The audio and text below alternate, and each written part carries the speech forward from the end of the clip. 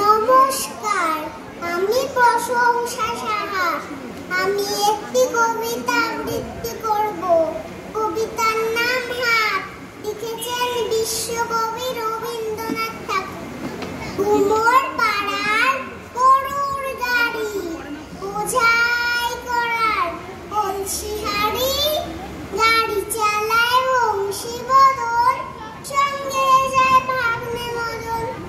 আর বসেছে শুক্রবারে বক্সিগঞ্জে পদ্মা পাড়ে, জিনিসপত্র জুতে এনে দামের বেচে কেনে। উচ্ছে, বেগুন, পটল, পেটের গোনা ধামাগুলো, বসে ছোলা, ময়দা, আটা, শীতের ব্যাপার নকশা কাটা, চাকরি করা বেরি হাতা, শহর থেকে সস্তা চাটা, কলসি ভরা এগো ঘুরে, মাছি যত বেলায় উড়ে।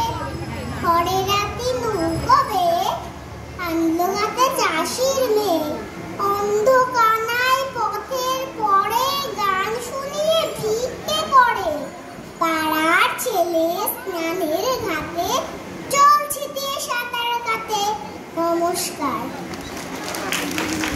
এবারের প্রতিযোগিনী অনামিভা রায়। অনামিভা চলে আসবে।